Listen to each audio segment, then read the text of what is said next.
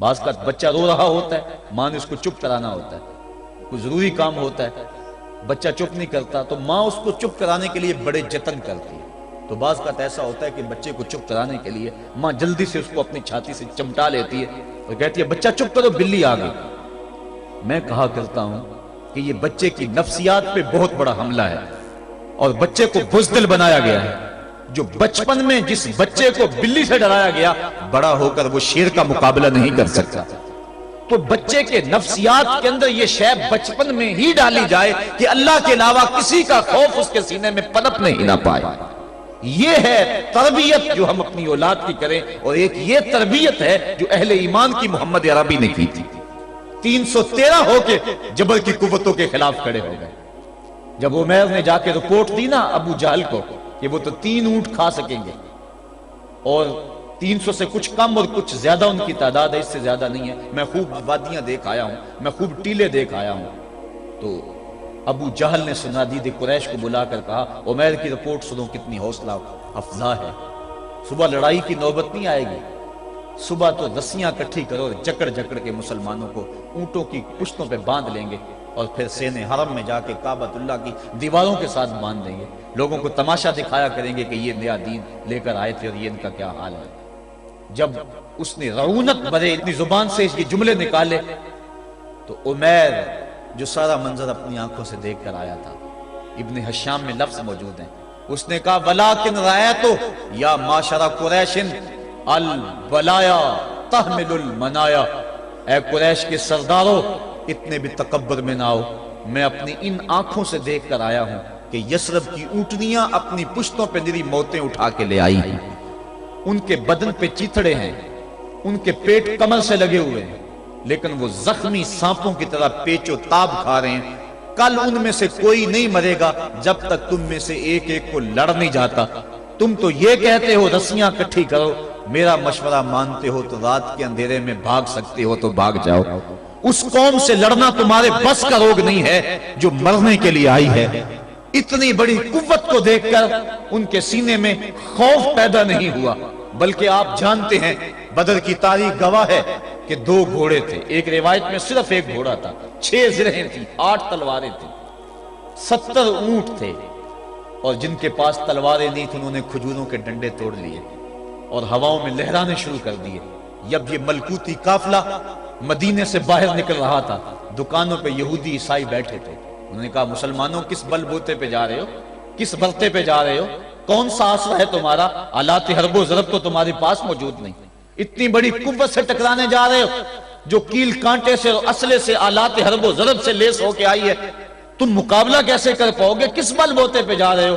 حضور کملی اوڑے ساتھ ساتھ چل رہے تھے، صحابہ نے اشارہ کر کے کہا نہ تیغ و تیر پر تکیا، نہ خنجر پر نہ بالے پر، بھروسہ ہے تو اس سادی سی کالی کملی والے پر۔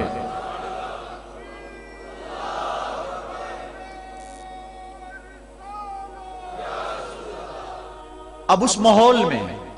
جبکہ کفار پورا لاؤ لشکر لے کے آئے اور ابو جہل نے کہا اعلان کر دو لنا عزا ولا عزا لکم، یہ ان کے بت کا نام ہے، ہمارے پاس عزا ہے تمہارے پاس عزا نہیں، ہمارے پاس لات ہے تمہارے پاس لات نہیں، ہمارے پاس منات ہے تمہارے پاس منات نہیں، ہمارے 360 خدا اور تمہارا ایک خدا، مقابلہ ہی کوئی نہیں۔ اس نے کہا کھڑے ہو کے اونچی جگہ پہ کہا اپنے نقیب کو اعلان کرو لنا عزا ولا عزا لکم۔ حضور کے کانوں میں آواز پڑی، فرمایا علی تم بھی اونچے ٹیلے پہ کھڑے ہو جاؤ اور تم ان کو جواب میں کہو اللہ مولانا ولا مولا لکم، اللہ ہمارا مولا ہے تمہارا مولا کوئی نہیں ہے۔ اور پھر حضور نے سجدے میں سر رکھ دیا۔ سجدہ اتنی بڑی قوت ہے، ہزاروں ایٹم بمبوں کے اندر وہ قوت نہیں ہے جو سجدے کے اندر طاقت رکھ دی۔ آج دنیا سے ہم ڈر رہے ہیں اس لیے کہ ہمارے سجدے چھن گئے ہیں، ہمارے سجدوں کی آبرو چھن گئی ہے، ہمارے سجدوں میں وہ حرارت اور گرمی نہیں رہی، وہ رقت اور وہ نرمی نہیں رہی۔ بدر کا میدان ہے، 1000 کا لشکر جرار مقابلے میں ہے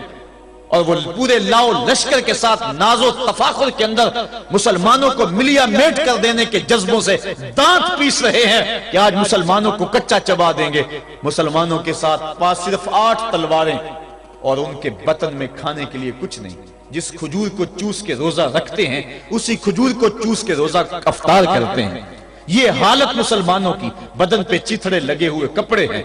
عجیب حالت ہے۔ پھر کون سا آسرا تھا جو مسلمانوں کے کام آیا؟ مصطفیٰ کریم نے مسجد عریش میں سجدے میں پیشانی جھکا دی۔ حضرت ابو بکر صدیق رضی اللہ تعالیٰ عنہ فرماتے ہیں میں حضور کے ساتھ تھا، ساری رات مصطفیٰ روتے رہے، آنکھوں میں آنسو ہیں، حضور کی چادر سر انور سے سرک کے حضور کے کندھوں پہ آ جاتی، پھر کندھوں سے پشت پہ آ جاتی، میں اٹھا کے حضور علیہ السلام کے سر پہ رکھتا اور کہتا حضور بس کرو۔ حضور بار بار روتے اور اللہ کی بارگاہ میں سجدے میں سر ڈال کر التجائیں کرتے۔ لفظ کیا تھے محبوب کی زبان پہ؟ آج تک ایسی ناز والی دعا کسی نے نہیں کی ہے جی جیسی دعا مصطفیٰ جان رحمت نے کی۔ مصطفیٰ کریم سجدے میں سر رکھا ہے اور کیا کہا؟ اللہم ان تہلک ہذہ العصابہ لم تعبد فی الارض ابدا۔ میرے مالک میں نہیں کہتا کہ ان لوگوں کو بچا لے، دیکھ میری زندگی کی کمائی یہی 313 ہے جو میں تیری چوکھٹ پہ لے کے حاضر ہو گیا ہوں۔ میری زندگی کا کل اثاثہ، میری زندگی کا کل سرمایہ کوہ ابو قبیس پہ کیے گئے درسوں کا نتیجہ، عکاظ کی منڈی کے اندر دیے گئے درسوں کا نتیجہ،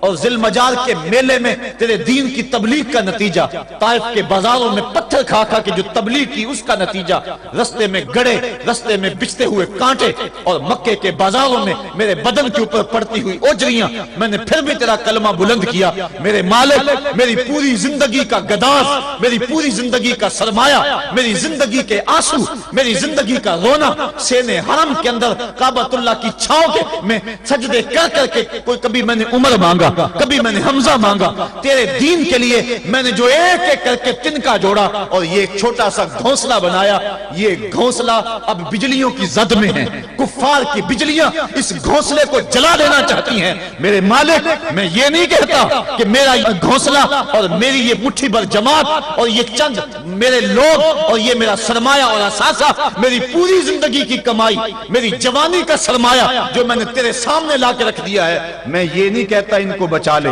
لیکن میرے مالک اگر یہ نہ رہے تو قیامت تک پھر تجھے بھی خدا کوئی نہیں کہے گا۔ ان تہلک ہذہ العصابہ لم تعبد فی الارض ابدا، اگر یہ نہ رہے تو قیامت تک تیرے نام کے ڈنکے بجانے والے بھی دنیا پہ نہیں ہوں گے۔ یہ حضور نے اللہ کی بارگاہ میں دعا کی اور سجدے میں سر رکھا ہے۔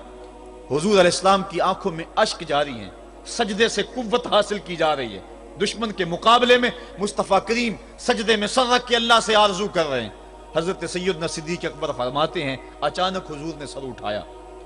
میں خوش ہو گیا کہ حضور کے چہرے پہ مسکراہٹ تھی۔ حضور مسکراتے ہوئے فرمایا ابشر یا ابا بکر ھذا جبریل آخذ بعنان فرسہ، ابو بکر بشارت ہو، وہ جبریل اللہ کی مدد لے کر آ گئے۔ تو یہ سجدے تھے جن سجدوں نے ظالم اور جابر قوتوں کا منہ توڑ کے رکھ دیا۔ حضرت علی المرتضیٰ روایت کرتے ہیں رضی اللہ تعالیٰ عنہ، فرماتے ہیں میں نے ہاتھ میں تلوار تھامی اور میدان میں کود پڑا، میں نے کئی کافروں کو واصل جہنم کیا، پھر پلٹ کے دیکھا کہ میں حضور کی زیارت کر لوں لیکن مجھے حضور نظر نہ آئے۔ میں نے ڈھونڈا تو ایک سمت حضور نے پیشانی سجدے میں رکھی ہوئی تھی اور زبان پہ لفظ تھے یا حیو یا قیوم، یا حیو یا قیوم۔ حضور یہ پڑھتے جا رہے تھے، یا حیو یا قیوم کا وظیفہ پڑھتے جا رہے تھے اور سجدے میں پیشانی تھی حضور کی۔ میں پھر دوبارہ آیا اس سجدے سے جوش لے کر۔